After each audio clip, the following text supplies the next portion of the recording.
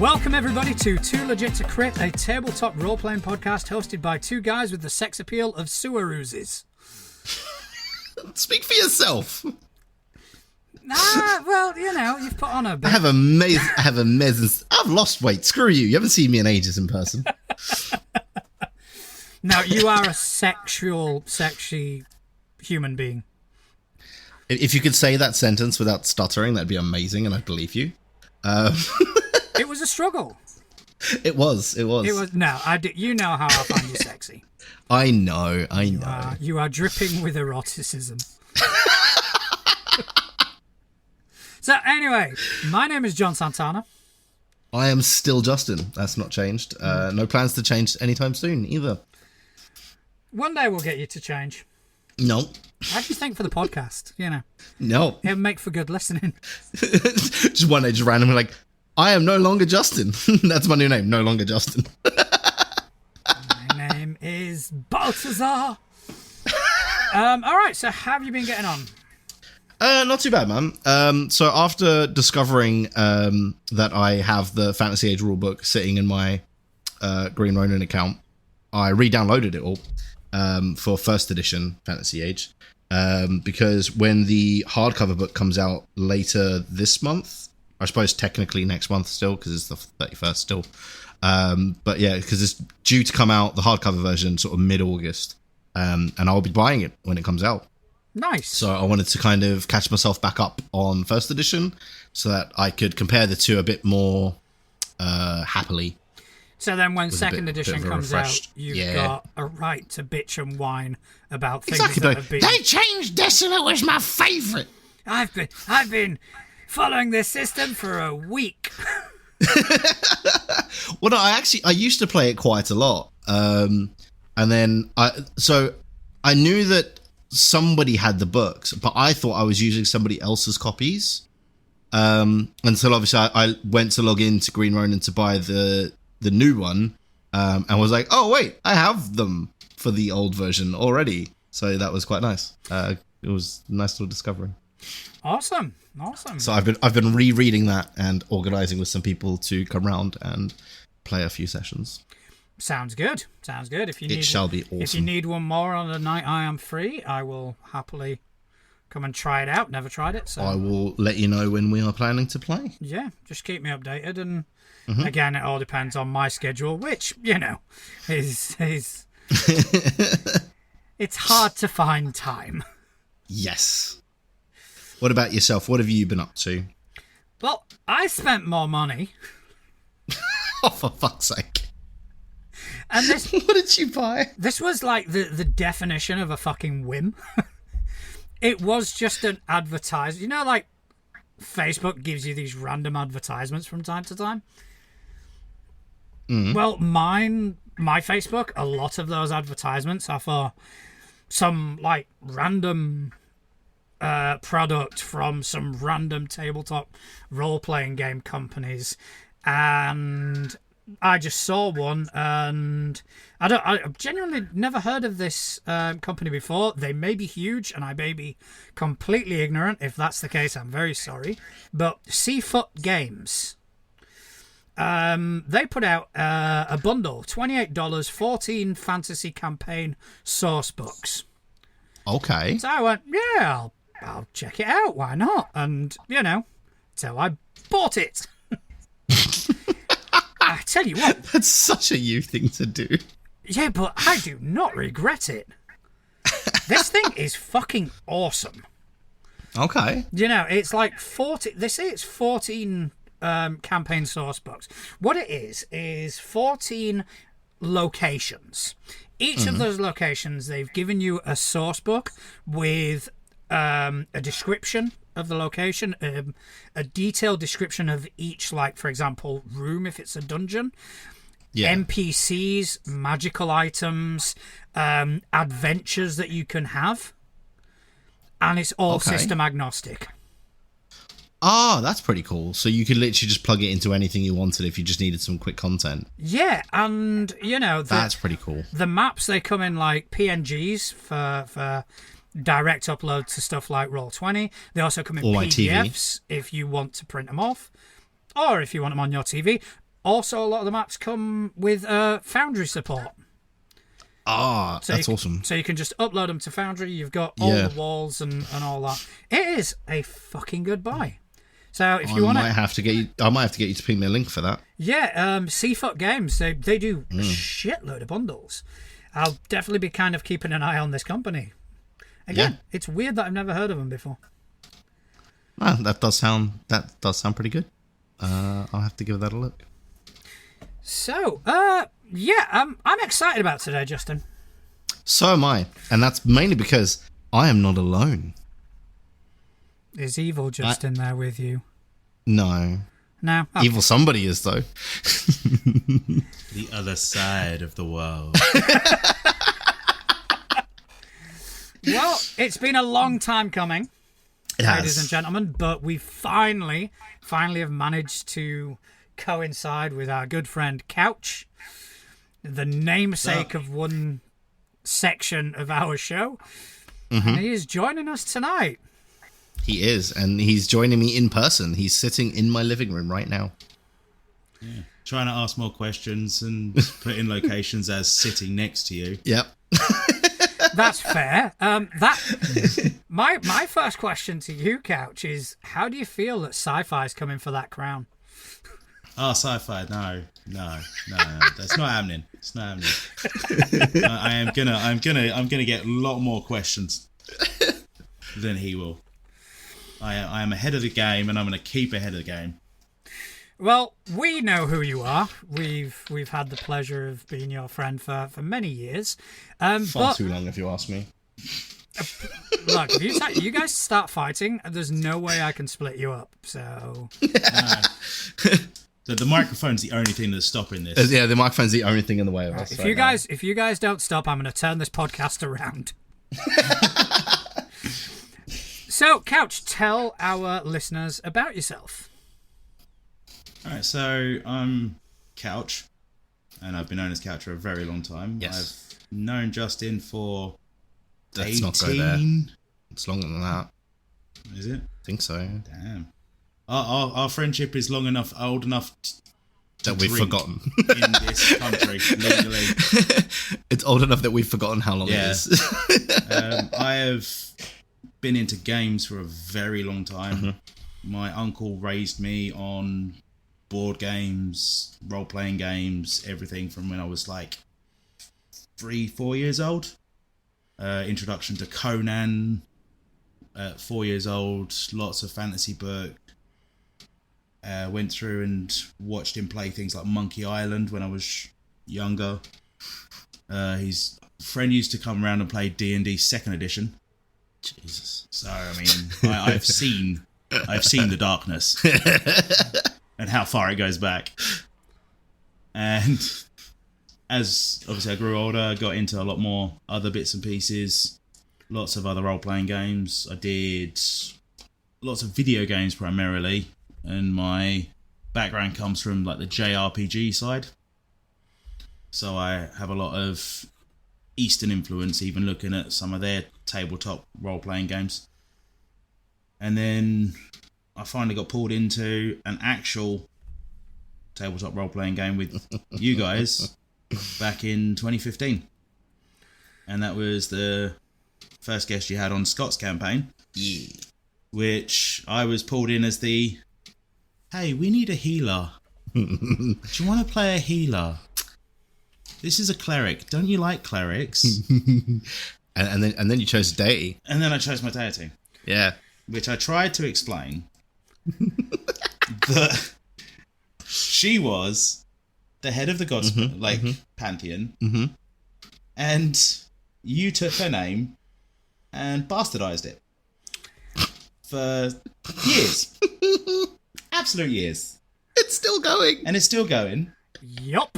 And every time I listen and I hear her name being said, I have that little twitch that just comes back, which is why my character ended up being called Twitch, even though his name is Tyke. Yep. So after that, I then good old Saran wrap. Expanded out of Pathfinder, played a bit of D&D, played a lot of the Apocalypse, powered by the Apocalypse system. And I've got things like Monster of the Week under my belt. I've looked into Keys by Apocalypse, which was mentioned on this podcast. I've sort of read into it and seen what the things are about. I've looked into the Borderlands RPG, looked into the Dragon Age one, the 40k one, fantasy one. So, I mean, I've done a lot of stuff, but I've ended up with 2 kids under 4 years old that like to break everything. So... Yeah, it is. It's not easy with kids. But yeah, I think kind of that's where our friendship began, didn't it? In Scott's game. Yeah, it was a meeting of minds when we first all got together. With sit down of this is John. It's like yeah, cool, hi, nice to meet you. I'm going to sit here and be quiet and look at my sheets for the next 20 minutes, making sure that I'm actually doing things right. And then having Justin sitting there going, I'm going to bash stuff. I'm going to hit it. Yeah, he's going to hit it. You had Chris sitting there with his... I'm going to shoot it. Shooty Ranger. And then we just kept going. Yeah. Years and years of playing, talking... just being friends, and I mean, I'm even, the godfather to your children in a way. You are indeed. It's how we've evolved. No, I mean, if at one point, and I don't think this will ever happen, I do kind of, move on to other hobbies, which doubt it. But one massive takeaway is going to be. And not to sound too corny, but the friendships we made along the way. But yours, obviously. Well, this was fun. We had a good run. It's getting too cheesy for me. Whereas for me, that's just basic anime. Yeah, I know. Yeah, well, love was the answer. Power of friendship will see us through, guys. Yeah, it was the answer. Don't you see it? The All right, answer Yugi, was calm love. down. The answer was love. But yeah, I mean, you and Ellie obviously are now family. As far as I'm concerned, you're the godparents to my kids, and all this has stemmed from one South African talking to me while I was very drunk one night. Yes, I did. Oh, I was talking about the other South African. The one that went, do you want to play Pathfinder? And I went, yeah, all right. Yeah, right then. Yeah, it's all good. Well, it was an emotional time. But yeah, it's been a long time coming to have you here, and I'm glad you're finally here. Yeah, could not be happier. Yeah, it's the guest we've wanted for a long time. But it is funny that you brought up JRPGs, because one of the things I kind of saw this week, which may interest you in particular. Couch is a new a JRPG inspired game called Fabula Ultima. Alright, so let me just bring this up. So yeah, apparently it's inspired by stuff like Final Fantasy, etc, etc. Which, yeah, I've played Final Fantasy, but I've never really been into the JRPG sort of fan base. I've never really followed it other than Final Fantasy, but apparently this has been nominated for an Emmy. So yeah, it looks pretty good, and I think it looks right up your alley, to be honest. If I'm looking at the same picture, the main character looks like the main character from Goblin Slayer. He genuinely looks like an anime character. Well, potentially. I don't know what picture you're looking at, so quite possible. It does have a very anime sort of feel to it. Like just looking at some of the artwork. That's my wheelhouse. Yeah, so apparently it came out last year. Written by Emmanuel Galetto and published by Need Games. It takes place in a high fantasy setting full of magic, unique locations, and of course weird monsters. Fabula Ultima pulled out all of the stops in terms of trying to replicate the JRPG. I'd be intrigued to give that a go. Yeah, I mean that sounds fun. I would happily want to play that, or if you could see the smile on his face right now. So it includes. I would GM the hell out of that.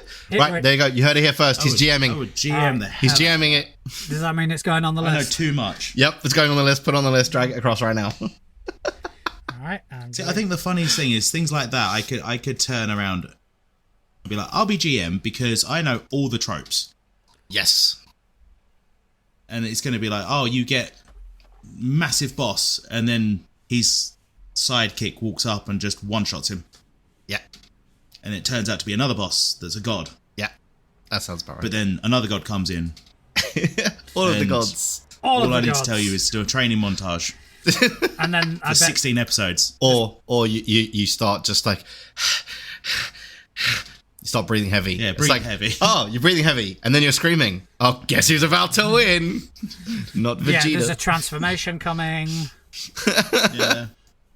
Yeah, Your attack is actually 17 sessions long. I would be up for that. Just every like couple of weeks, you just sort of just go, Ka. Week later, meh. I mean, the worst thing you could probably do is give me a fucking writing prompt in during combat.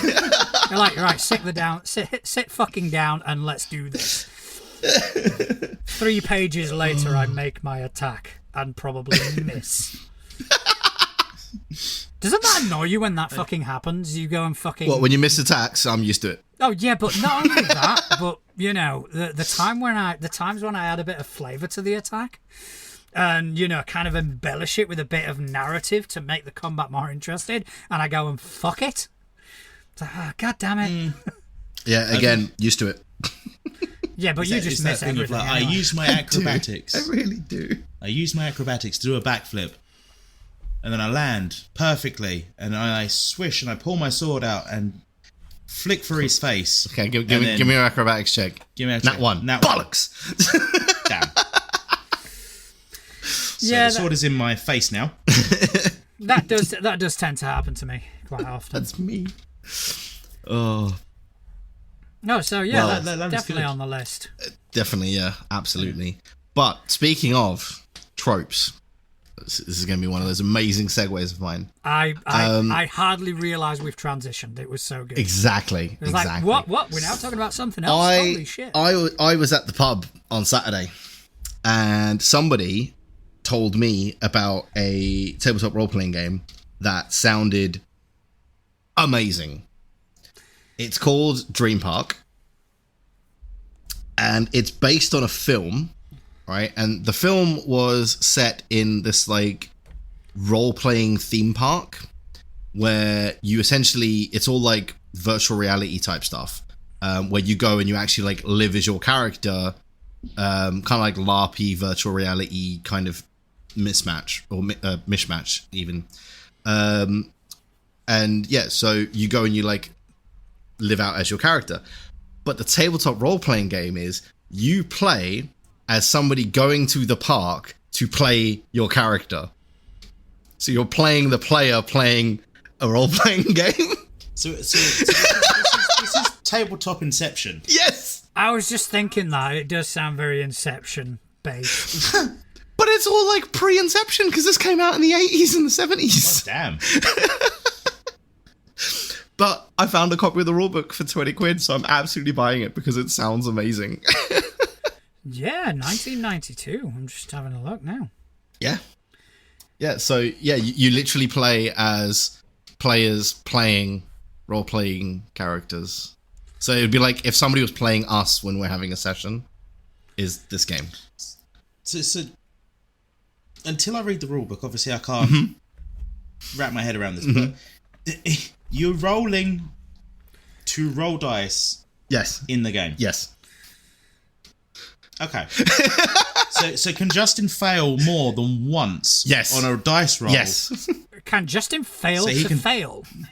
Yes. He can fail the fail. I can fail the fail. Exactly. So does that mean Wow. you succeed? My luck might end up cancelling out in this system because I fail to fuck up. So if you Which means I fail to succeed. fail, that's why you fucking like it. Exactly. This is a hustle. No, you see, but it's either that or because of that double negative, my dice this end in the real world are going to just roll amazing so that I then succeed to fail.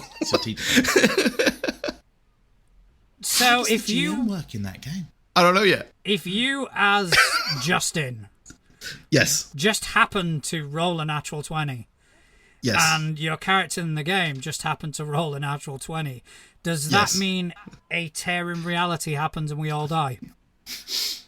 Quite possibly. Yeah, we can't further play away. that game. You're going to die after I will. Yeah, we can't play that game just in case. For the good of the world. No. No, we must. It needs to happen, damn it. Don't open a bag of holding. Put another bag Put of a bag of holding. holding in it. It's the same thing. It's the same thing. It's going to be amazing. I Yeah, don't know I this idea. definitely. I Once you love get it. that It book, sounds so good. I Yeah, need no, to I'm look at that I'm book. absolutely buying it. I'm buying a copy of it probably this week, and as soon as it arrives, I'm going to be reading it cover to cover 50 times because that just as a concept, it sounds amazing. To be role players playing characters. And does someone role play as the GM who's sick of your shit? The GM role plays as a GM. See, going from that, obviously, it reminds me of a video game that I have had dealings with. Mm-hmm. And if you've not heard of it, Persona. Yes. So obviously in Persona, you play a character that then has another world that they go into in that. Yeah, or even the Assassin's Creeds, right? Because you play Yeah. as a character who then goes into the Animus and then controls the assassin. So it's like that double dive in.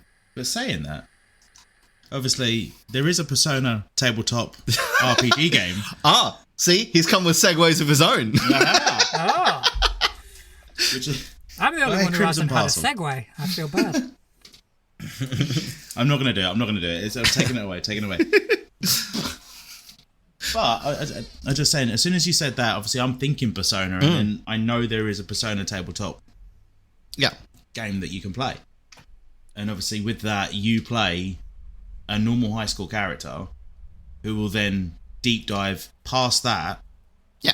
into another character that then has their own things, and then they control their own minions. Yes. So you then have 3 layers. Yeah, you got those multiple layers. Yeah, and Multiple that's the layers. same kind of concept, as this. So you've got that, you control the player, but the player controls the character. Yeah. So, so you're not only making decisions in character, you're making decisions in your character's character. Fucking hell. I think a nosebleed would happen at some point. I think Yes. my brain would melt. And it's such a cool concept that I would love to give it a try. Yeah, well, if you do get it, let us know because I'm very fucking curious as to how that's gonna work. But yeah, I'm very much looking forward to that one. So I'll be buying it probably this week. Fair enough. It's just really throwing me. To be honest, it is. Just the whole concept of it. I mean, I'm looking it up now. It's Dream Park, the role-playing game. Mm-hmm. So you basically, you create 2 characters. You first create a primary character, usually a fairly ordinary person. The primary character then creates a Dream Park persona that the primary character will use in the Dream Park game within the overall game. Even Wikipedia is giving me a fucking headache. So basically, right, the Dream Park is essentially it's a theme park for role playing games, right? So that's what the film was. So the people who had money would go and do these big campaign adventures where they essentially book in for weeks at a time and they play through a campaign. But then you could also go and do a one-day one-shot where you go and you just play a character for a day, and it's a pre-generated character that you just play. So that's like that was the concept for the film, right? And it's you're going in and doing these adventures in the film, but then somebody's turned that into a tabletop role playing game where you control the people going into the park to play their characters in the campaigns and stuff in the park. Yeah. Okay. It'll be an experience. I'm just looking at Couch's face right now. It's hilarious. But speaking of experiences... Can I say my head hurts? Yes, you can. But speaking of experiences... see. Segue of his own. There you go. I knew I'd get it. Not to be outdone. Not to be outdone. Remember when we were speaking, I think it was last week, about Mirrorscape?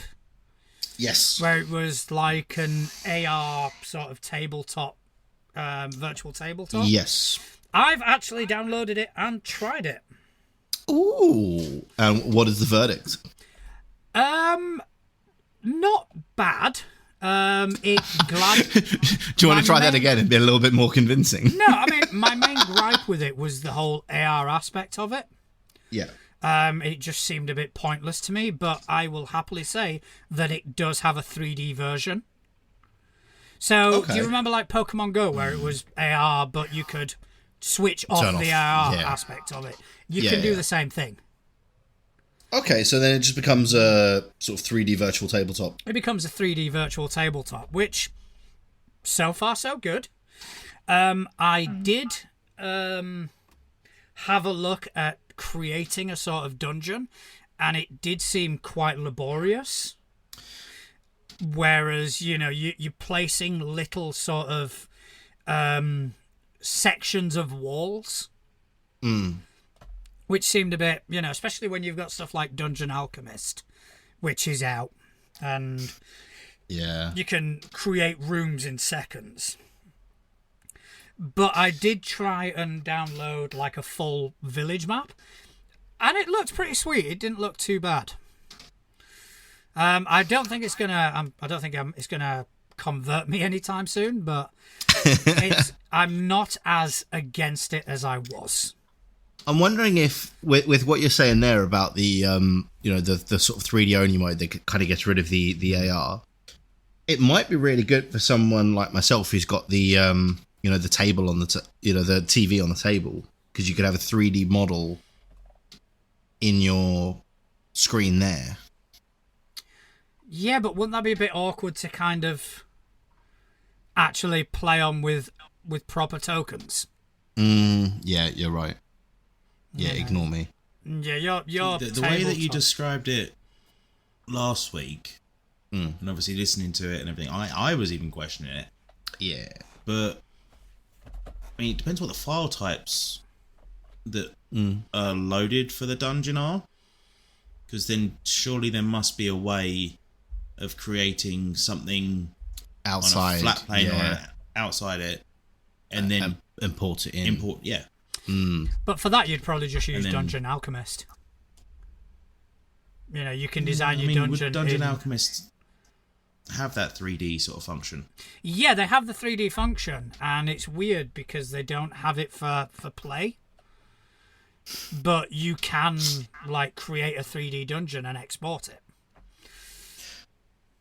So then you may be able to create it in Alchemist, export it, and then import it into the Mirrorscape app. Depends. We're talking about proprietary systems. Yeah.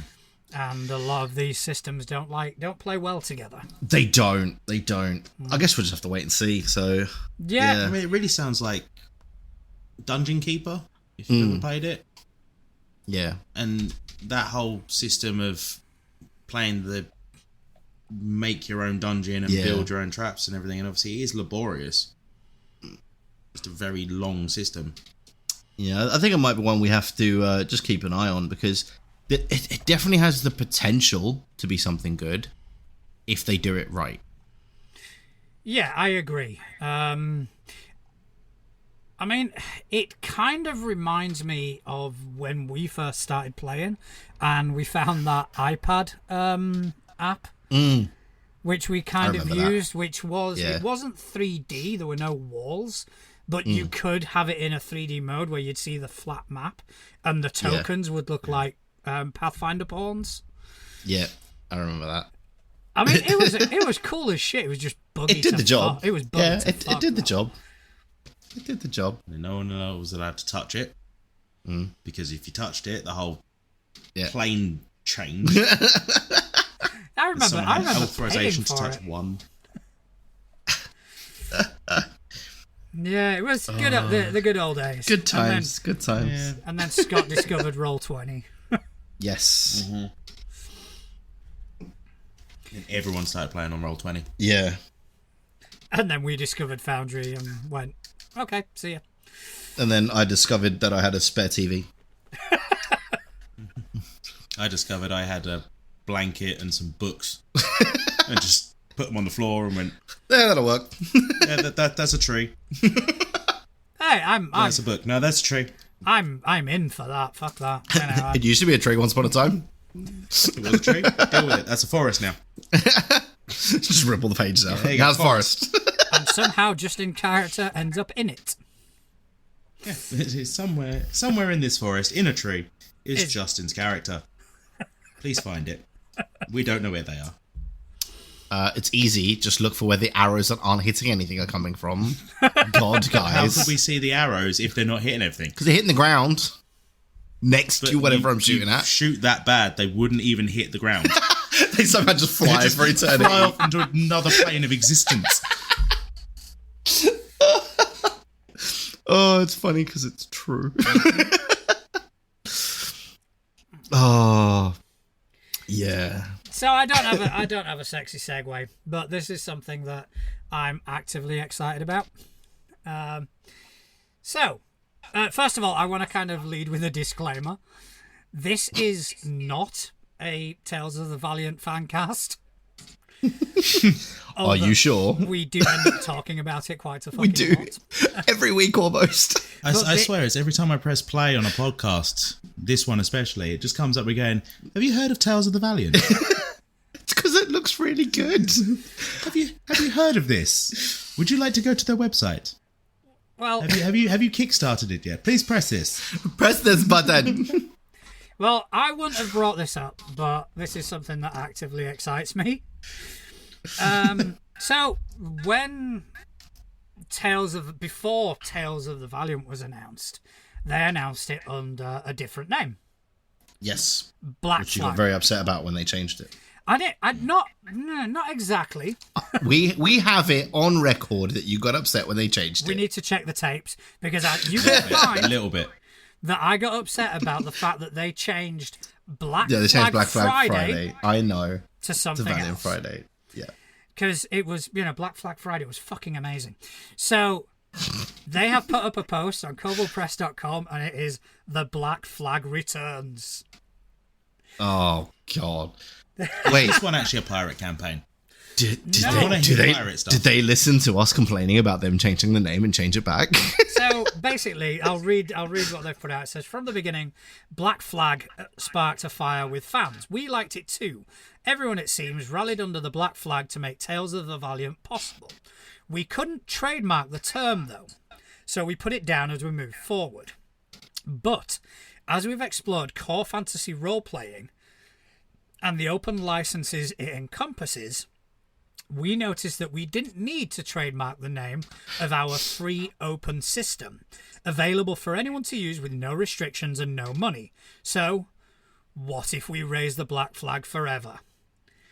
The core fantasy role-playing will now be called the Black Flag role-playing system.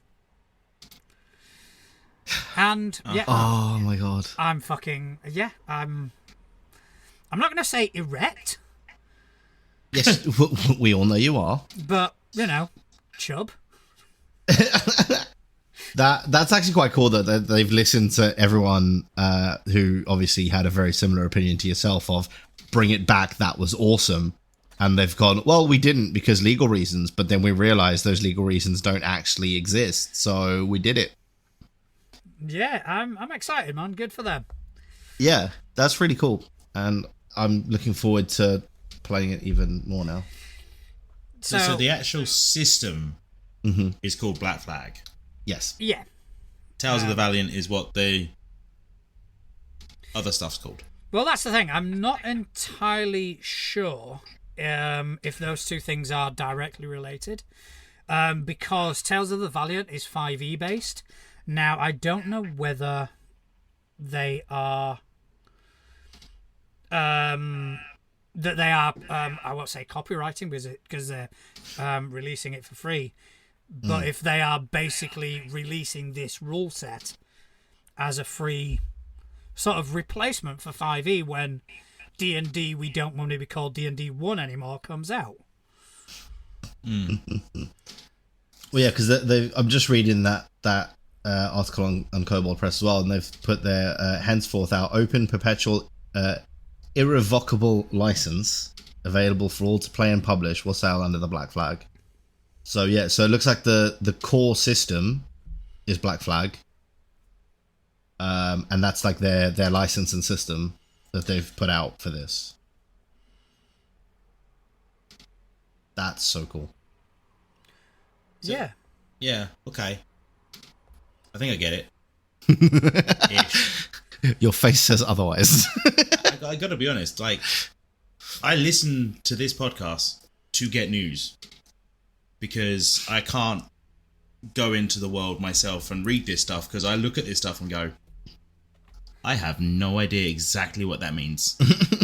And so I come to the people that can dumb it down to tell me. And you listen to us to explain it to you? Holy shit. I'm a simple man. I like listening to simple podcasts. Well, we are simple, I'll give you that. We are fucking simple. Jesus Christ. The amount of people that are far better at doing this than us. And don't get me wrong, we appreciate it, but beggars belief. But yeah, that is good news. I'm positively excited about that. Yeah, it sounds like it's going to be a fun name for a system. So, what are you doing? D&D? No, I'm playing Black Flag. Yeah. Although I feel like with a lot of the people that we know, if we say that, they're going to assume we mean Assassin's Creed. We're just going to go play Assassin's Creed. Yeah. Oh, me and 7 of my mates are going to play Black Flag. We're all going to play the same Assassin's Creed. We're sharing one controller. No, we're sharing one controller. I'm in charge of the X button. Dibs on the L1, you know that? I just want the rumble pack on my crotch. There's always one. There's always one, and it's always John. So, guys, Rumble. Ladies and gentlemen, this is a bit of an insight into what our first campaign with Scott was like. Yeah, now you know why he's barely sane. I say the biggest problem is I was the straight guy in that campaign. I was the cleric that had to be just a priest. Yeah. And I tried to play that cleric. I still, one of my biggest memories from that campaign was I think we were interrogating someone and we were about to take it to a point where you weren't comfortable as a character. And I can't remember which one of us touched and I went, "Hey, Tyke, do you need some fresh air?" And you were like, "No, I'm good. Go get some fresh air." It genuinely became that you had the entire group of chaotic neutral characters. And you trying to rein us in. Neutral, good character. Trying to rein everybody in. Guys, can we stop doing this now, please? Can we stop the mindless murder, please?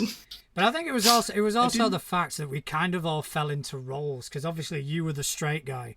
Yeah. Chris's character was the stern, moody sort.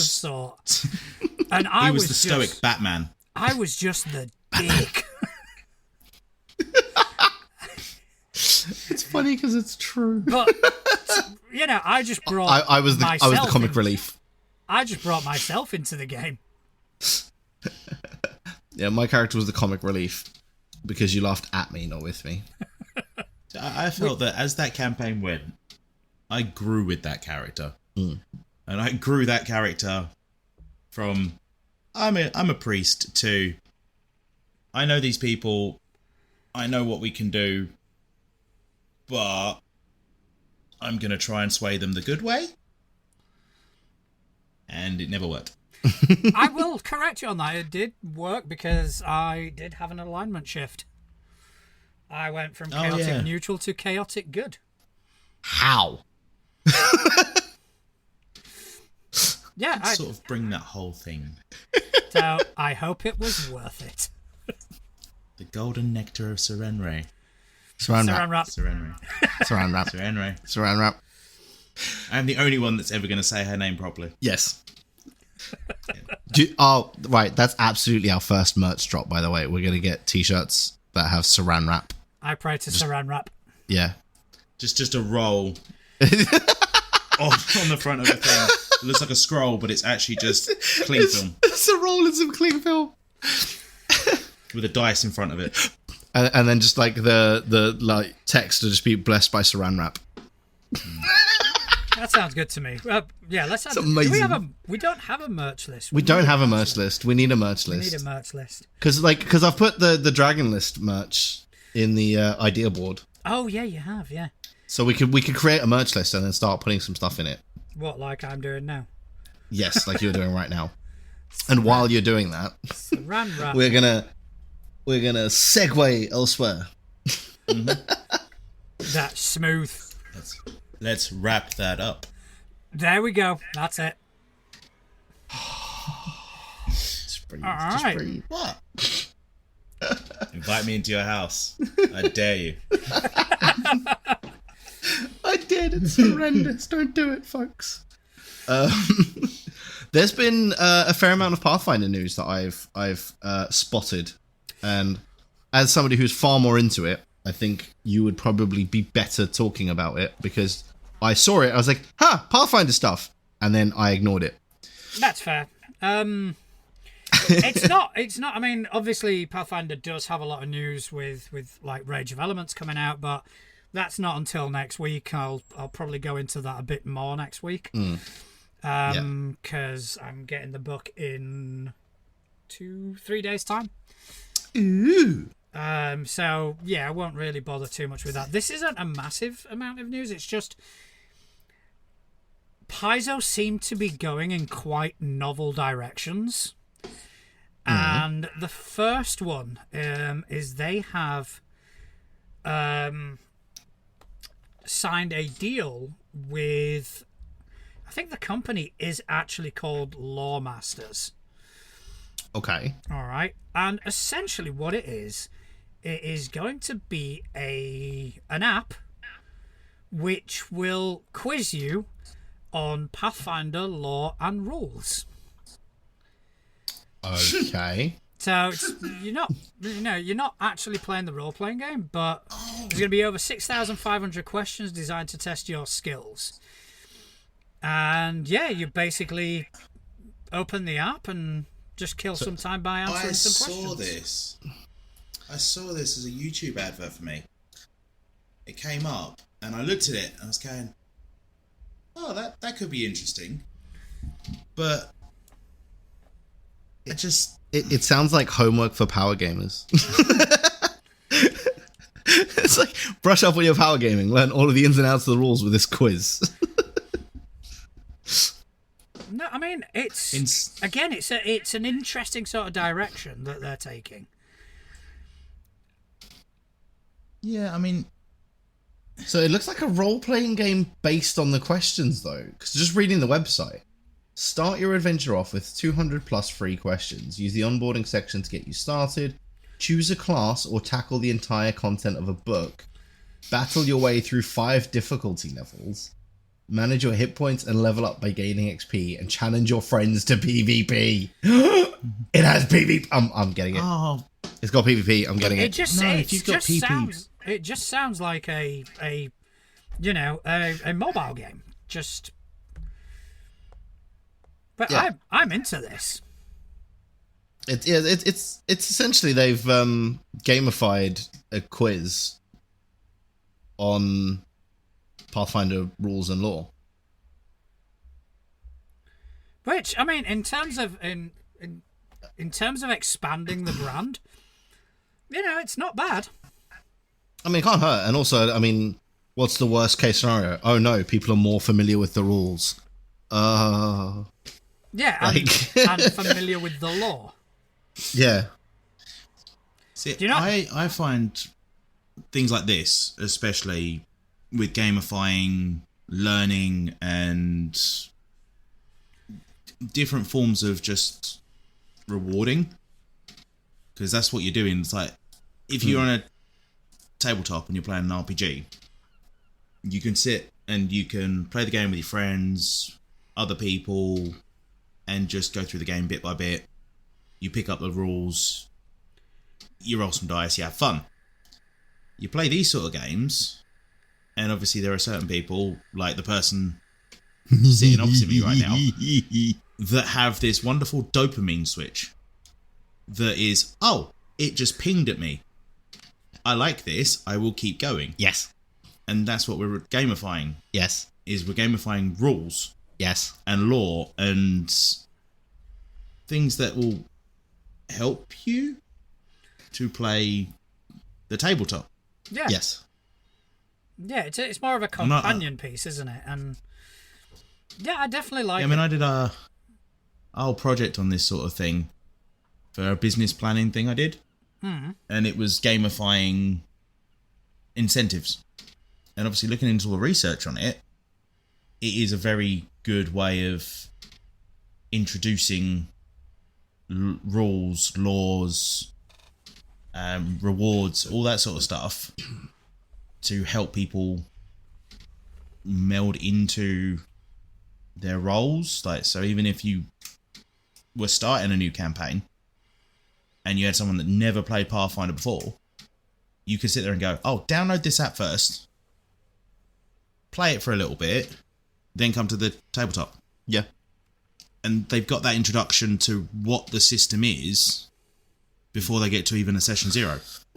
It also means that you're not going to overload them with, like, here's a 500-page book, start reading.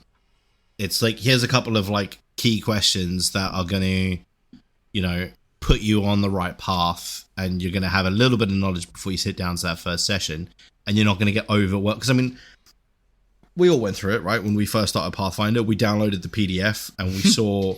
like 280 pages. Yeah, and we all just had a meltdown for a minute of like, oh my god, there are so many things. I you know, saw it we've- on a hangover. It's like, Yeah, oh, for exactly. fuck's sake, what have I done? Whereas, you know, if something like this had existed back then, and when we got that introduction, like you say, if, you know, Scott had said, oh yeah, guys, download the app quickly, just, you know, rattle off a couple of questions on there, and then, you know, we can crack on, you know, at the first session. We all would have, I think, probably, I mean, we were all receptive to the massive text anyway, but We are strange that way. we are weird that way, yeah. But I personally would have preferred something like that, because you can just kind of gradually, you know, deep dive your way in, and like you said, you get that dopamine ping, and then you're like, oh, Yeah. and then you goblin dive into the rest of it, and then next thing you know all of it. Which is pretty much what I did with the book anyway. But I think it's quite cool though. Yeah. Yeah. And the other one that the other partnership that they've signed is they've signed a partnership with a company called Tabletop Town. Now this one I'm a bit fuzzier on. Whoa. This seems to be like a way to run adventures with your phone. Right. Like through and through. So it seems to be like a messaging app with a dice roller. And, you know, there are images of you know, just these sort of text chains. And it is actually people playing Pathfinder. Which... It looks like it might be for kind of playtesting stuff as well. So just looking at their website, it's do you write campaigns, lore, or one shots to play in Paizo games? And then they're basically, you know, saying that you can do it through the tabletop town marketplace, because you can host the content on there, and you can essentially use it as a bit of a playtest, because it's going to just pull in with people, right? It's not necessarily going to be people that you have to know or anything like that. So it could, if it's working the way that it's looking to me, a bit like a resource pool for playtesting stuff that you've written as well, which could be quite cool. Oh, okay. So it's like a more streamlined version of Roll20 Yeah. with actual license stuff that you can just immediately And get. you can publish to it as well. That could be quite interesting for someone like me who doesn't have A lot of spare time. But you could have your phone on you. Yeah. There is a beta, which I am now going to download. View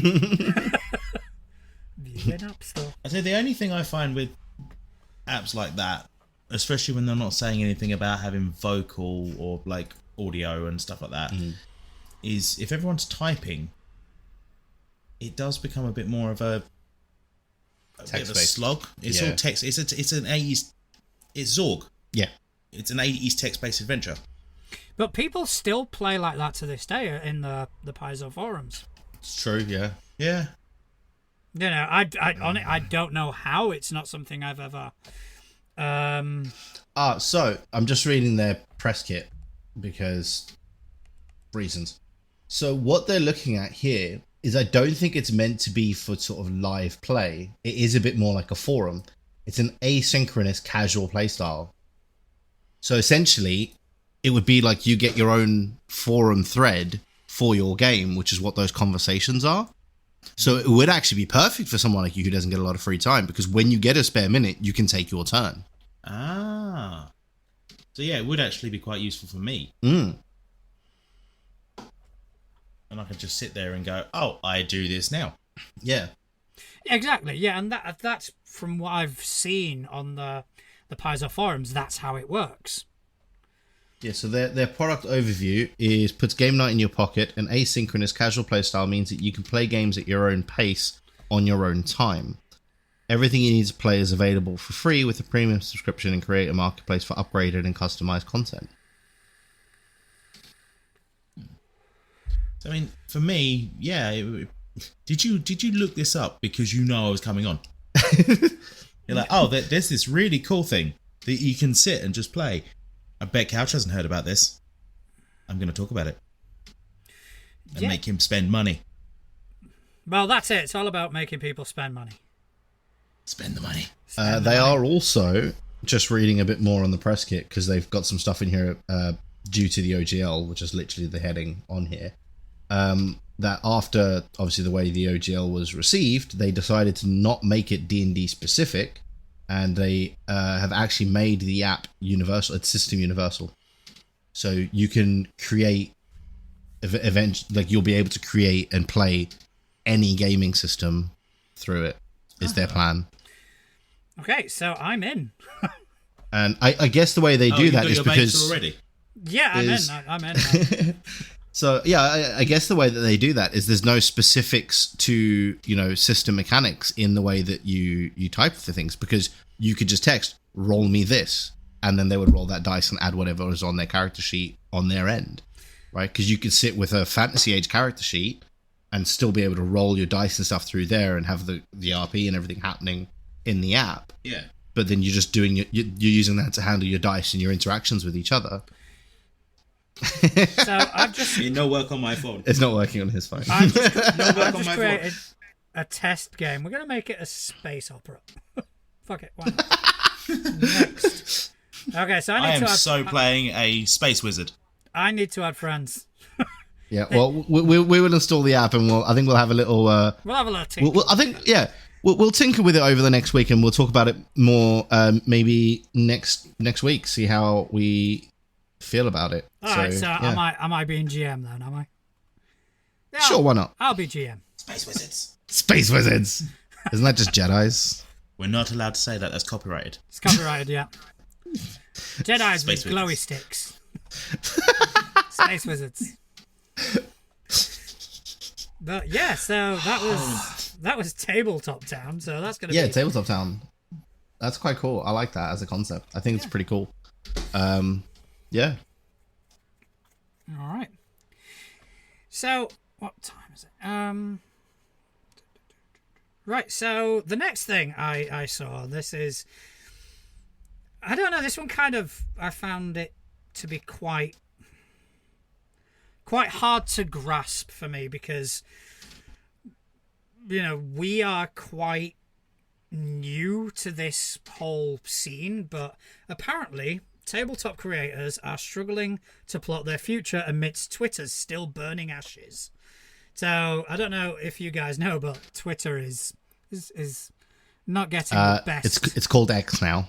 Oh, sorry, X is not getting the best publicity for the past few months. Yeah.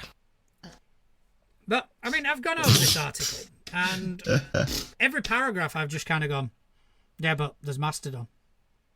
Yeah, but there's yeah. I mean, I think that's the thing as well, right? Is Twitter as a whole. I've never thought of Twitter as somewhere to go to expand your audience, because the discoverability on it isn't that great, right? Most of the way that you get, you expand your reach and stuff on Twitter is by linking your Twitter from elsewhere. So like, it would be like if we had a Twitter, right? Or an X, or whatever the hell it's called now. God, I feel like such a boomer saying that sentence. Whatever it's called now. Darn kids with your darn things. Like the only way that people would like find your Twitter account, like, because I especially used to have this with streaming, is people wouldn't just find my Twitter and then find my stream. It would always be the other way around, right? Somebody would find my stream and then that would link to them to my Twitter. And Twitter was more just for updating the people who already knew who you were. So I wouldn't see that as a bad thing for tabletop creators, because most of the stuff that you're going to be wanting people to discover, you're going to do on like YouTube Shorts, which the algorithm is amazing for. Instagram Shorts and stories, stuff like that. TikTok even, right? A lot of the stuff that I've actually brought up in the past on this podcast, I've seen on TikTok Shorts or YouTube Shorts or all those sorts of things of other creators saying, hey, this would be a cool concept. I'm like, yes, it would, but what if? And as Ludwig calls it for his YouTube channel, the yoink and twist. You take something somebody else has done and you twist it. Which, let's be honest, is DMing 101. It's take something that everybody knows and loves, twist it slightly, and now it's your thing. But yeah, I just don't see Twitter as something that is core to expanding an audience. Well, apparently it is. Apparently, because on Mastodon mostly, I'm following quite a lot of prominent creators in this space, and a lot of their posts these days are, yeah, what the fuck are we gonna do?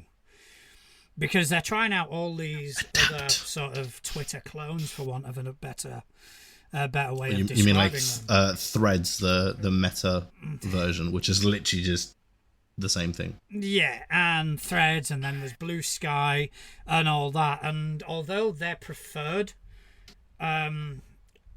platform is Mastodon, they're not getting as much... what's the word I'm looking for? As much interaction as they were on Twitter.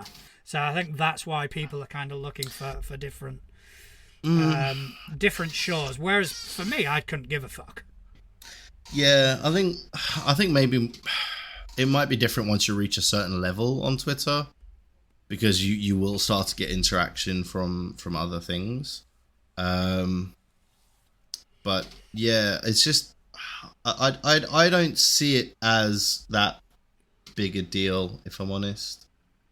I mean, I can going through the article itself, reading one of the things that I've just quickly read. You've got someone that said they didn't use Twitter as a community. They used it as a public forum.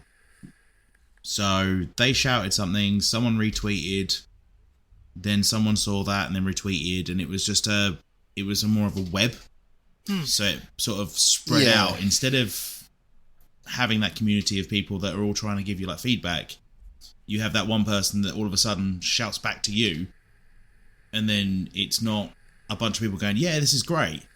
It's that whole thing of going out to strangers who will then give you honest feedback. Yeah, but I feel you can achieve the same thing through, like I say, like YouTube Shorts or even Instagram to a degree, because you can do all of that sort of thing through those platforms.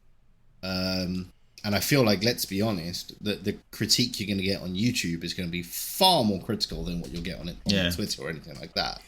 But I think the point that Couch is putting across is you don't, like, on Twitter you don't post for the critique. You just post to grow. You just post for someone to retweet and for someone else to retweet. You know, you will get feedback. You don't necessarily pay any attention to it. But it's just that web hits, and then all of a sudden you've got the 500 people that have seen that retweet, or goes from one person to another, and then all of a sudden they're like, oh, I'm going to go back to this main poster and find them, and then it sort of starts to spinball. Yeah. Yeah, I think it was more about exposure than anything else. I put my hands up and say, I don't have Twitter. I've never had Twitter. See, I do have Twitter, but to be honest, I very rarely use it. 99% of the Twitter usage I had was when I ran my own esports team. We used to use it for marketing and stuff like that, because that kind of stuff you would at brands that you were working with, or it's good for networking in that regard.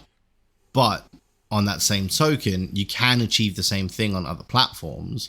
You just have to know how to use those other platforms. So I think it also could just be a possibility of people have got used to Twitter and how Twitter works, and they're struggling to adapt to these other platforms. Yeah, I once turned around and said to someone I was too old to use WhatsApp. And that was a few years ago. I turned around and was like, I have no idea what this WhatsApp's about. I'm too old to use it.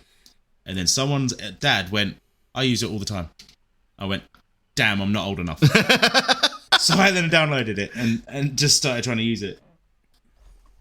But yeah, I think that could be a thing with it, right? Is because, I mean, let's be honest, right? Twitter has been a staple in our lives for as long as Facebook, if not longer. No, Facebook was 2008. When did Twitter launch? I'll let one of you guys Google it. We'll look it up. I'm not looking it up. I'll let you guys do that. I was going to say, we're this tabletop podcast has gone into a technology podcast. We do that a lot. Yeah. Although it is 2006. It's been around longer. It's been around longer. It's been around longer than Facebook. 2 years longer than Facebook. Yeah. So that's what I mean. Like, it could well be that people are just so used to Twitter and how Twitter works that they're struggling to adapt to other platforms, right? It's something we've seen a lot of in live streaming, right? Facebook was 2004. I think we all just moved across to it in 2008. Because MySpace was still up. MySpace was still a thing, yeah.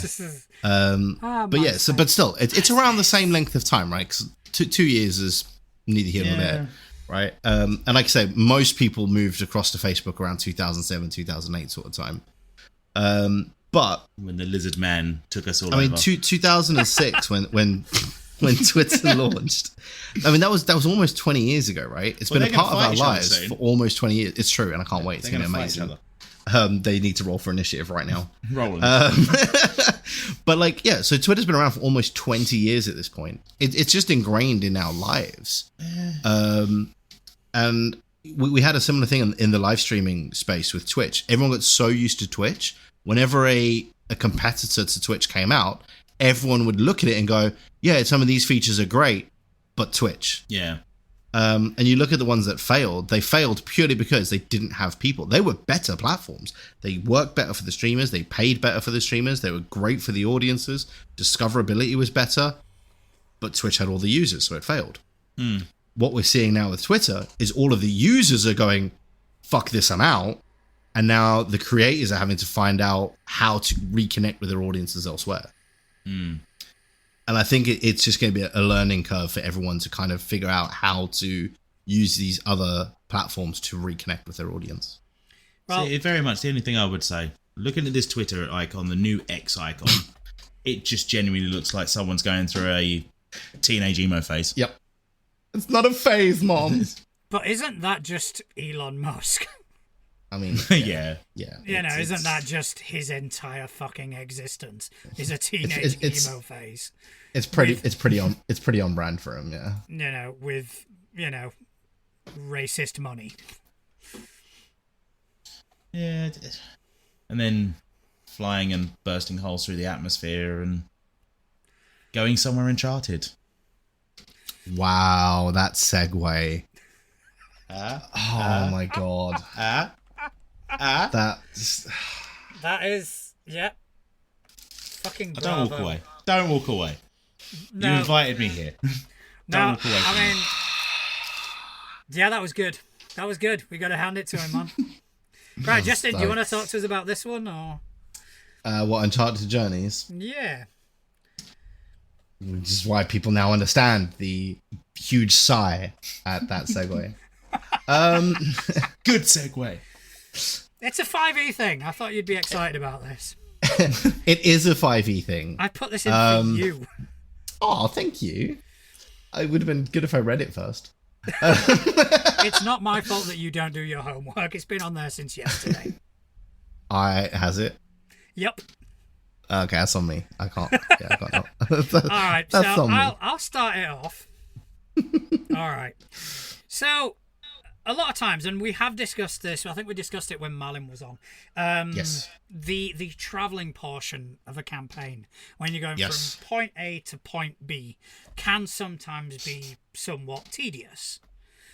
And, you know, you can do random encounters, and even that after a while, I don't like doing them, although sometimes when I'm not ready for them to arrive at the next place, I'll give them a session of 4 random encounters just to kind of, you know, bit of busy work, just to kind of, you know, tide them over, get some XP, see some interesting creatures, and that's it. But this is a book full of rules, charts, random encounters that can be threaded into a 5e D&D campaign, and it's all focused on the journey from point A to point B. So it is a way to kind of spice that up. And I think it's a really, really cool idea. I'd be interested to kind of peruse it. And apparently, these rules first made their appearance in Cubicle 7's 5e adaptation of the One Ring called Adventures in Middle-earth. Mm-hmm.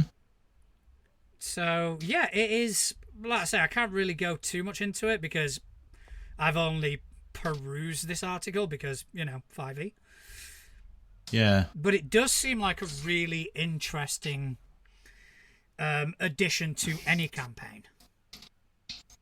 Yeah, I mean, I always find that when we were playing big campaigns, and obviously you have this whole thing where you have to go across an entire continent or you have to go across the sea, and it's like they keep sitting there and saying, oh, you've got 3 months worth of travel ahead of you, you've got 2 weeks worth of travel, and you sit there and go, okay, and then next thing it's GM's going, oh yeah, well, I'll hand wave a week and a half. And you're like, well, what happened? Nothing happened.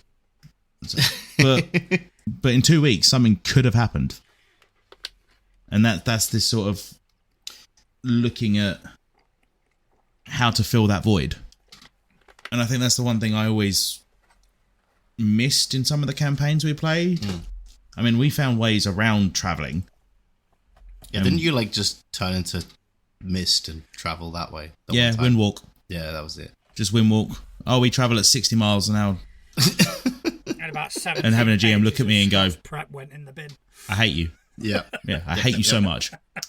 So I actually ran away very quickly there while you were talking because I wanted to grab one of my 5e books.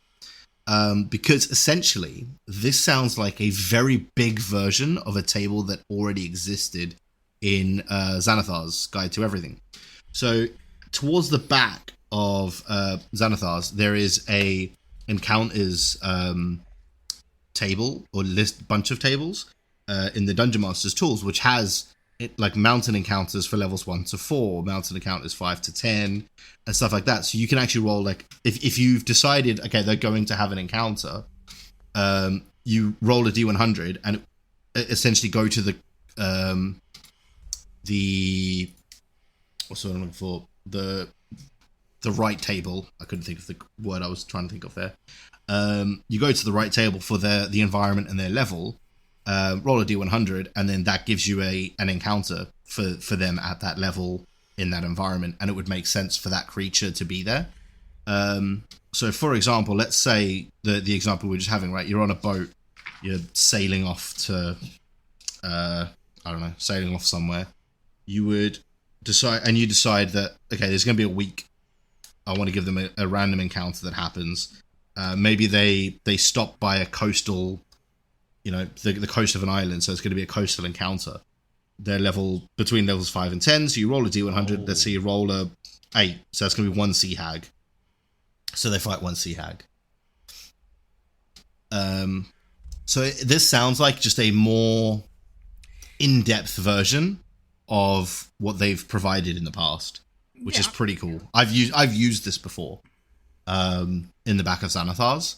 So I would also be very intrigued to go through this, because it looks like they've got a lot of other stuff in there as well for things to do on journeys that are going to break up you're sitting in a caravan for 6 weeks. But that isn't just, here's a combat, here's another combat. It looks like they've got a bunch of other stuff. And by the looks of it as well, from what Couch has just pulled up on the screen, there's actually roles for while you're traveling as well. Yeah. See, while you were talking, obviously, my whole thing is I'm very good at speed reading and blasting through things quickly. So I've just brought up a overview of it. Now, it doesn't actually look D&D specific. It looks like you can use it for D&D, but they break it down that you've now got roles during traveling. Yeah. So you've got a leader, you've got an outrider, you've got a quartermaster who keeps all the stock, you've got a sentry who keeps eye over everyone while traveling.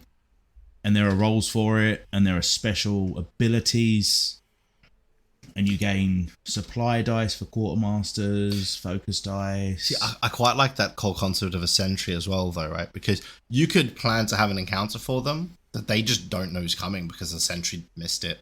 Yeah. I like that. So, I mean, it looks like it's the sort of thing that would bring up and fill in those big gaps you have, but also mean that people can still play in those gaps. Yeah. And I think that's the one thing that a lot of people, obviously I've spoken to over the years, and you have those campaigns that just go on across, like I'd say, even the Five Kings Mountains. So that's Pathfinder. If you go into D&D, like if you're going through the whole of Winterhold. Yeah. And that sort of stuff. I definitely think it's been a big hole in the game is travel, because, like you say, you do end up as a DM just hand waving a lot of it away. I mean, it looks like it's a tabletop version, because neither of you have played. I asked that question about Kingmaker a few weeks ago. Yeah, a month or two ago. One of your many questions. One of my many questions. And I've played Kingmaker, and in that game, to rest, you have to put characters in certain places. So you have the person that's the forager, you have the person that is the sentry, a person that's the cook, and they then have jobs to do.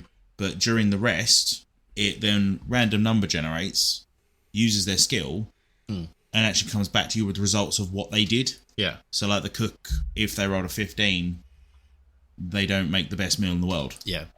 And the sentries, if you actually put people's wisdom in there and they have their perception, and the middle person could fail their perception.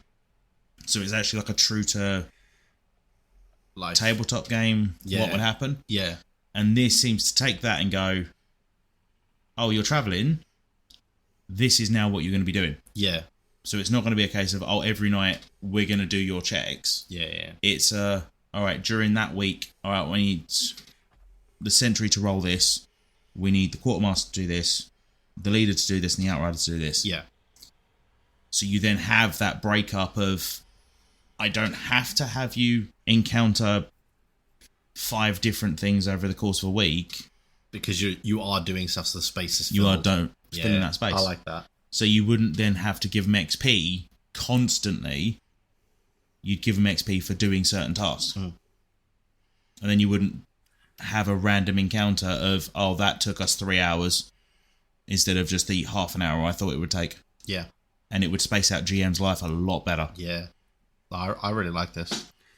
No, I think it's an interesting product. It is 5e based. Here comes Uncharted Journeys for a 5e. So it brings detailed travel rules to the 5th edition of the world's most popular role-playing game. But I don't know. I don't think I'd have much trouble. Yeah, I was about to say I don't see it being too difficult to port across to other systems. The concepts of it, right? No, it'd be fairly straightforward. But yeah, that is definitely something that I will be. It's interesting. Checking out. Yeah. So speaking of porting across, shall we port across to the couch? That segue was terrible, but yes, let's do it. Port. I disagree. You would. So, I have 2 questions today, and it's kind of a question for each of us because they're aimed at the systems that we play. Okay. So, both of these questions come from Sci-Fi. All right. Who his location is, there is an eerie purple glow coming from a collapsed section ahead in the access tunnel. Should he go in or turn back? Go in. I agree, you should go in. So the first question he asked is, what part of the Pathfinder 2nd Edition remaster are you most looking forward to? Now, I feel that one is definitely directed at you. Yep. There's a very straightforward answer. Getting rid of fucking alignment. Yeah, I could have guessed that one, actually. How about chaotic go and fuck yourself? I am sick to death of that rule. You know, I don't think it adds anything to the game. And the fact that they're getting rid of it is just... It's just proof of that. Fantastic. Yeah. But yeah, So, that and the wizard schools, getting rid of them as well. Yeah, so there you go. But I like my chaotic, neutral, Saran illusion wizard Illusion that can only do 3 spells. Illusion is actually staying. That's the school. Yeah. Oh, damn. That's actually staying. But like the other ones, like Conjuration, Evocation, all that, they are actually going to be actual schools in Galarian. So you will go to the school of battle magic in wherever, and you will learn spells that So you're going to go to Hogwarts? Yeah, I'm you could genuinely going to make a character. I'm going to make a character that went to the fire school in Absalom. And that was it. That's all they learned is That's fireball. it. Just fire. Fireball. I'm fire. Yeah, What else can you Fireball. cast? Fire. Fireball, just fireball. What else do you need? Do I need to do anything else? Can you charm Fire. monster? Fireball. I can turn it to ash. There Fireball. was. Oh fuck! That reminds me of something I saw. I don't know whether it was on Reddit or something like that. About this weird concept that someone came up with about a wizard that all they could cast is fireball, but they could use it in a myriad of ways. That's pretty cool. And I'll see if I can find it. I'll send you guys the Yeah. link. It was very fucking funny. So it'd be like, okay, so I use fireball to charm this monster because if not, he's gonna get burnt to fuck. Sort of thing. I like that. That's pretty cool. Right. And then his other question was, what rule or mechanic would you like to change in D&D? Now, this is something that I have thought about a lot recently. And for me, it would be attacks of opportunity. I hate them. I think they're stupid. Because all it does is make everybody terrified to move in combat. You know, there's a system, right? In which attacks of opportunity aren't prevalent and very few creatures and characters can actually use them. I think You know. we're alluding to another system. We are. However, it's something that, as I was saying, I've thought about a lot, and I've found, with the help of Couch, because we were discussing it earlier, we found a really good way for 5e to get around attacks of opportunity, which would be we're looking at a flat check. Yeah. So instead of Pathfinder's first edition's acrobatics to get through against their C and B, we're looking at a 5th edition flat check. Yeah, so you'd roll, add your proficiency bonus, and you would compare against the enemy's passive perception. So that's basically, you would be stepping away, and they would be trying to see whether they notice you step away. Because they are also in combat and distracted and things are happening around them, right? So only if you make that proficiency bonus roll and go under their passive perception do they notice that you're trying to sneak away to go and do something else. Yeah, I mean, because I feel people would be more likely to move around in combat then. Because to be fair, that was a problem with Pathfinder First Edition as well. That battles became very stagnant. Yep. It's been fixed in Second Edition because not everybody gets attacks of opportunity. And that's it. It's like, okay, so I think someone did the math, and it was about, out of the thousands and thousands of monsters, about 60 of them had attacks of opportunity. And, it also gives you the ability to use reactions for other things as well. Yeah. But yeah, so I do agree with attacks of opportunity being a shit rule. Yeah. Well, yeah, because again, so that was something else that we spoke about with it, is we don't want to get rid of them or reduce the, them being there, because there are entire character builds and feats around avoiding them, right? Or provoking them, because there are also some feats that force them to have an attack of opportunity against them, even beyond your reactions per round. So we don't want to nullify those features and stuff that characters can have by just saying, oh, okay, well, only like 10% of the monsters have them now. Because essentially then all of those builds and those features that classes are built around would just feel a bit like, okay, so I've got all these feats for, 10% of the monsters? What's the point?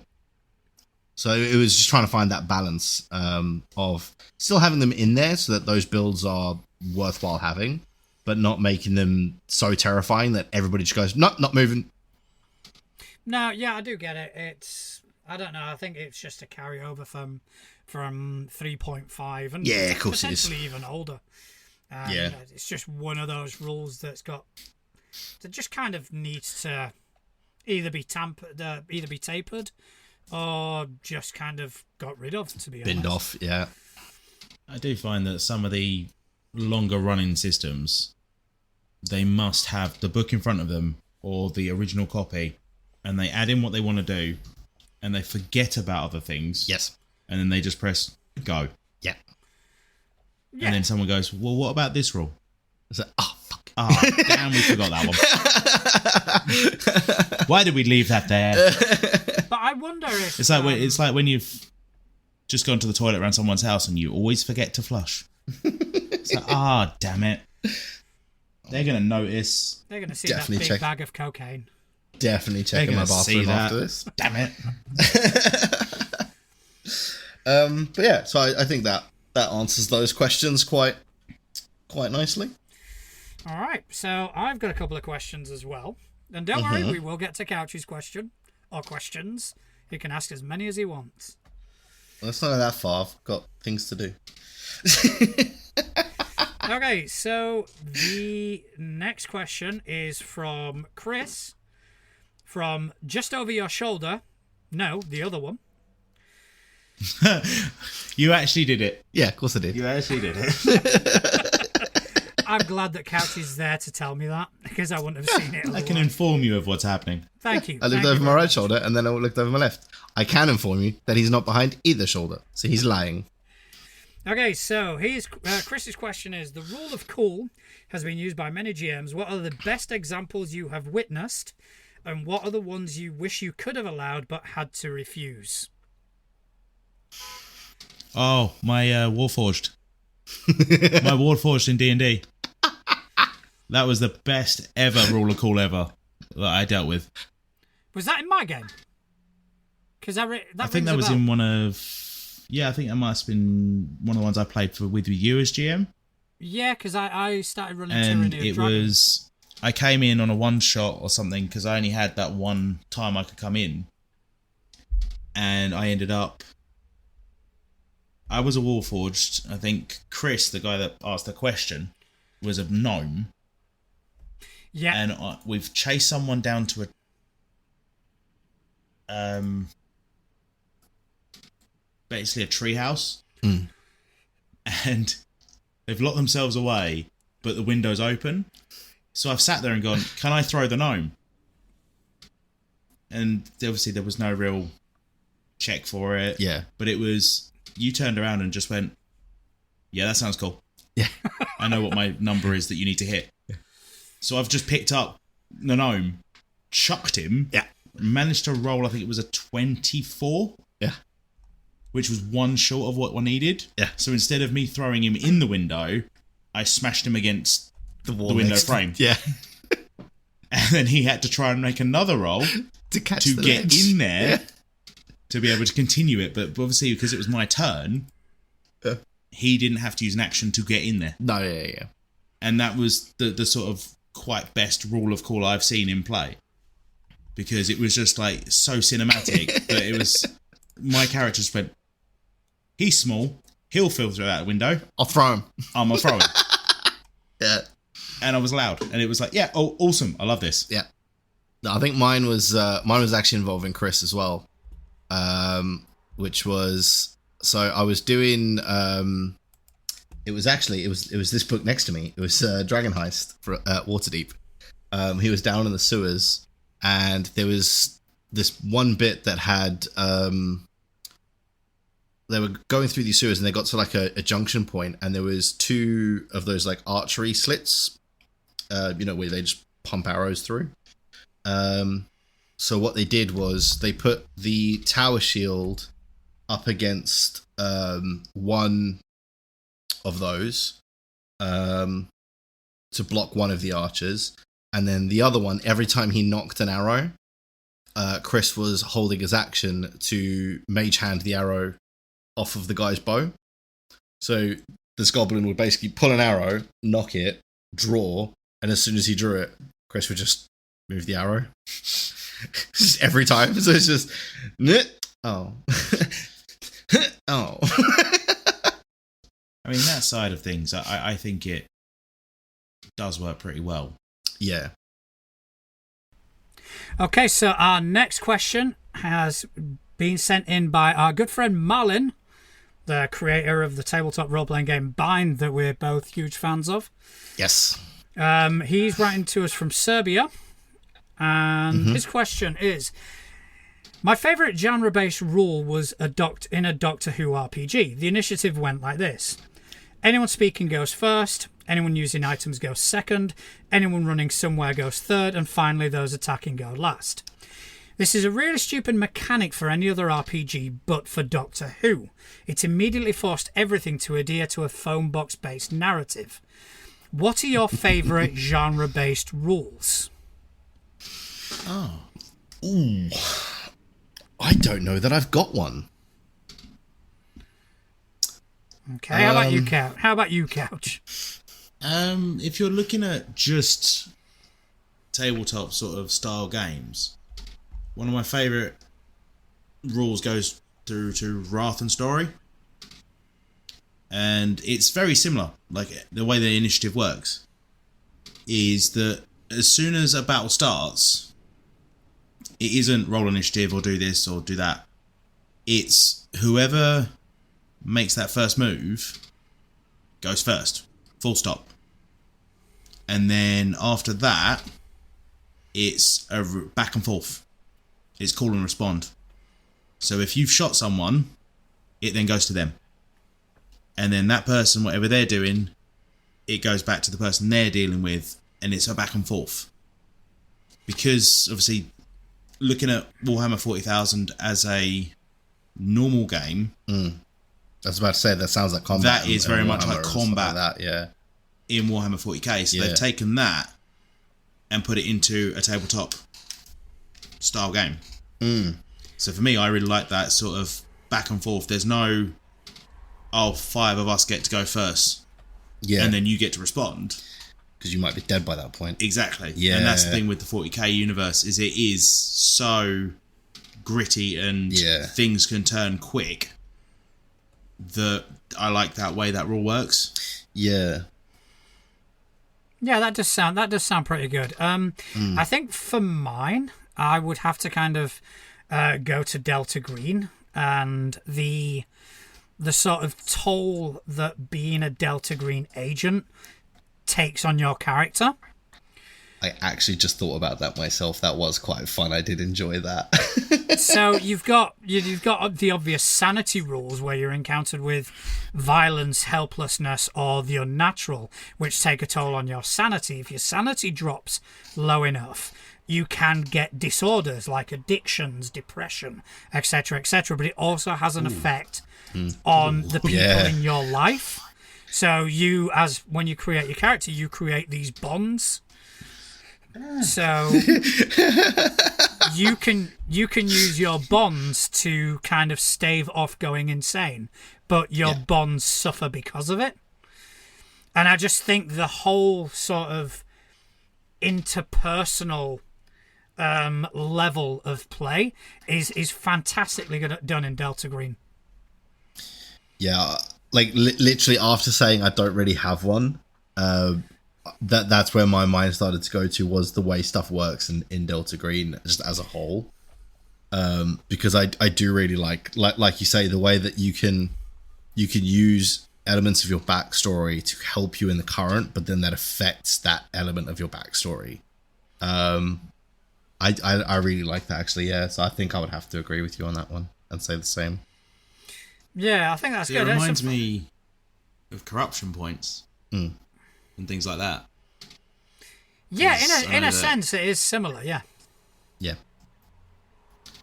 And then, because I mean, my experience with Delta Green was the campaign that John ran. It was more of a one shot, not a campaign, where one of the other players actually went crazy, and my character, not realizing he had gone crazy, went to try and calm him down and got straight up murdered. Yeah, just straight up. Because John, I believe you even told me, like, he messaged you privately to say, if he comes through that door, I'm killing him. He did. Yeah. So, and obviously my character unaware of this and just going, what the hell is going on here, guys? Like, bro, just like chill. Like, he just went, nope, dead.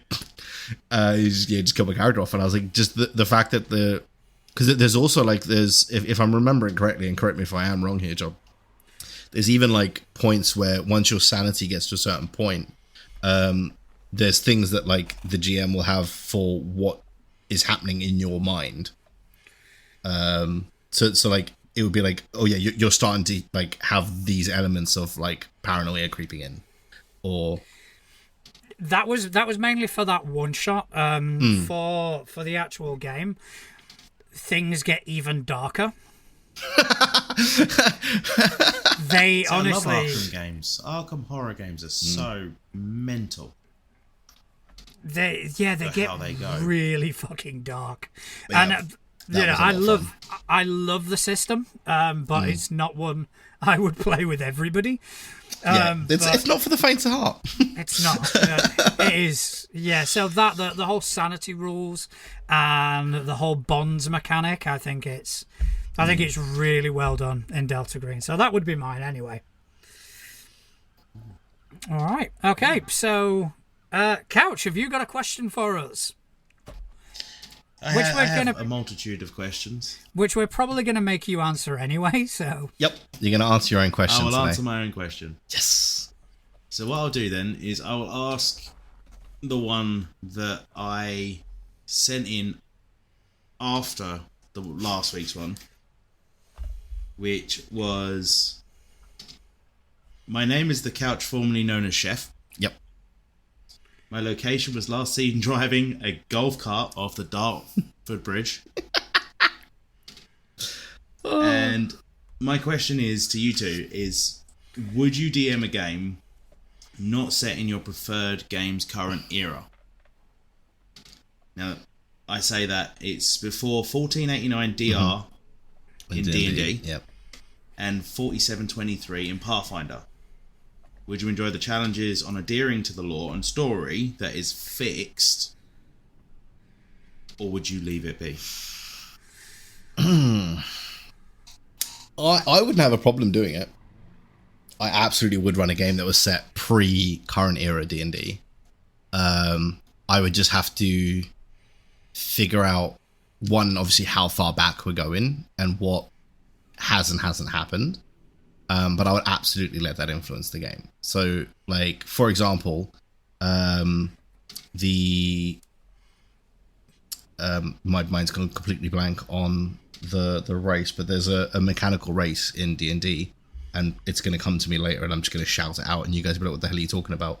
But there's essentially a mechanical race in D&D that wouldn't have existed pre a certain time. Yeah. So obviously they're just not going to be around, right?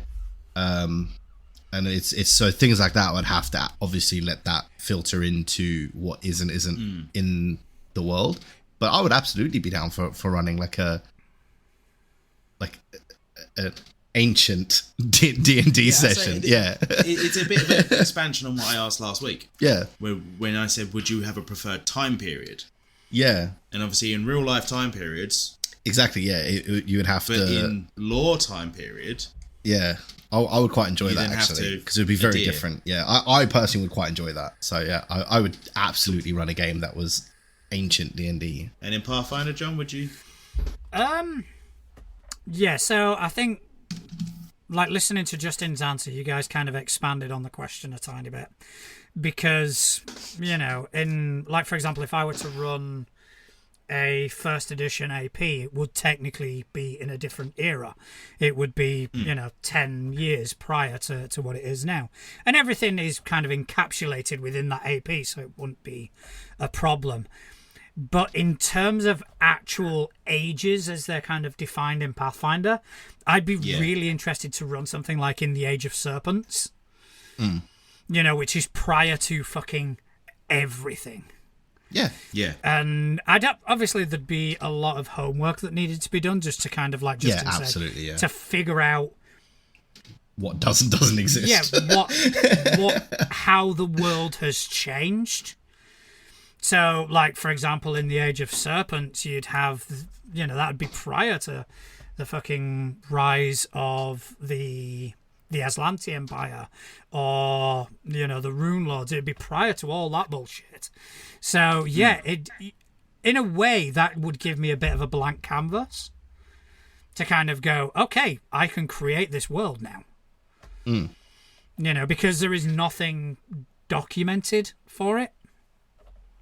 Or should I say very little documented. So, yeah, I think that would be quite an interesting exercise. I'd definitely be interested in taking that one up. Warforged. That was the race I was trying to think of. That's what I played. Warforged. Yeah, you even said it earlier. Yeah. My brain just, Warforged is the mechanical race. That wouldn't exist. I told you I was just going to blurt it out randomly. I was hoping for the blurt out to be a bit more Warforged.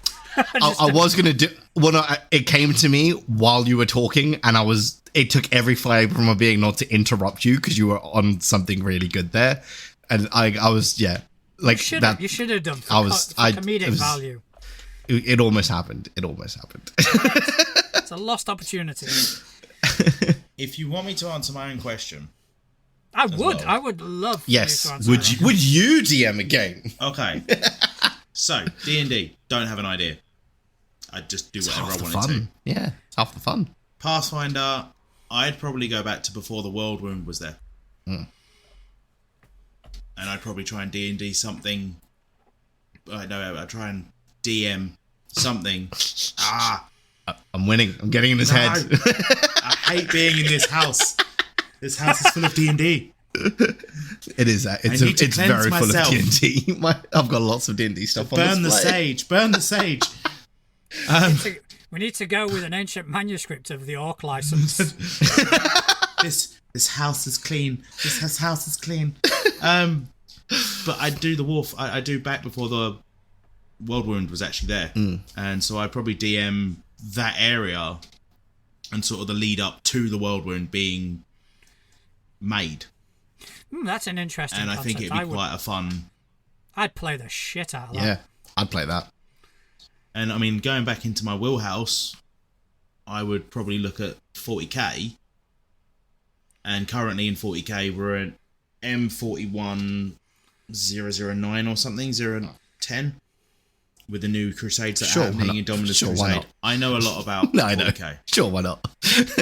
But I mean, if I was to DM a Wrath and Story campaign, I could use the rules as written to then try and jump back and maybe even run a pre-heresy game, which would be like 30k, 29k, stuff like that. Yeah. So all the stuff in those eras were fixed points in the history.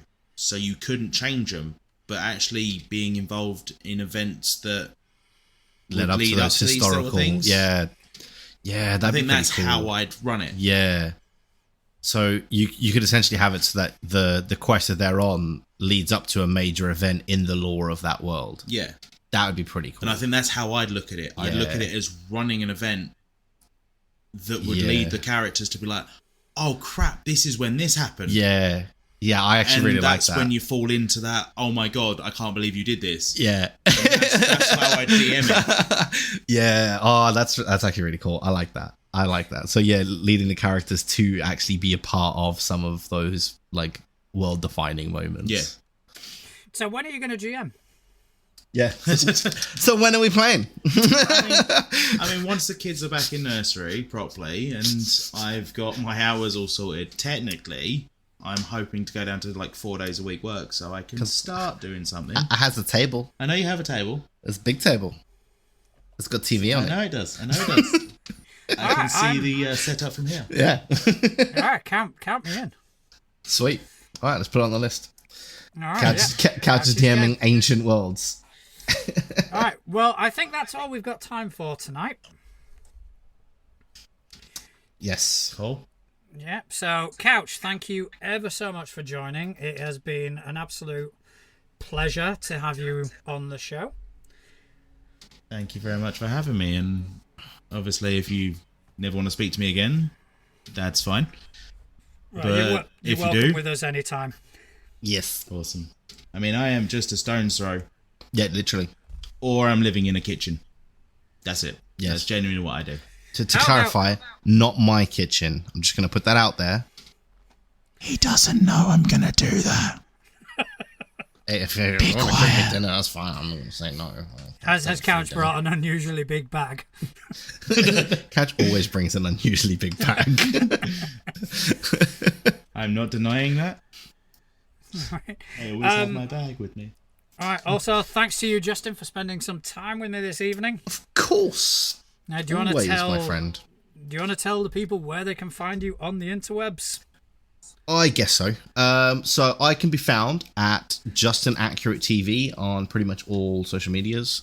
So that's the Instagrams, the Twitters, or the X's, or whatever it's called now. And over on twitch.tv. Yeah. As for me, you can catch me at Natural Juan on most of the social media as well. I'm most active on Mastodon. So if you're on there, don't hesitate to find me on dice.camp and just give me a shout out. Also, we have a Facebook group that you're welcome to join, interact with, talk to people. It's fantastic. We're not biased at all. We're not biased at all. I'm on there and I like it. Well, there you go. There you Outside go. opinion. We have a testament. So we've got a testimonial. Sorry, not a testament. Yeah, this is... And 2 stars, most Couch. importantly, thank you to everyone who has taken time out of their busy day to listen to us waffle on for a bit. If you like what you hear, don't hesitate to rate and subscribe, and hopefully we can grow this and eventually do kind of more with this platform. So thank you very much, everyone. Good night. Bye. Right.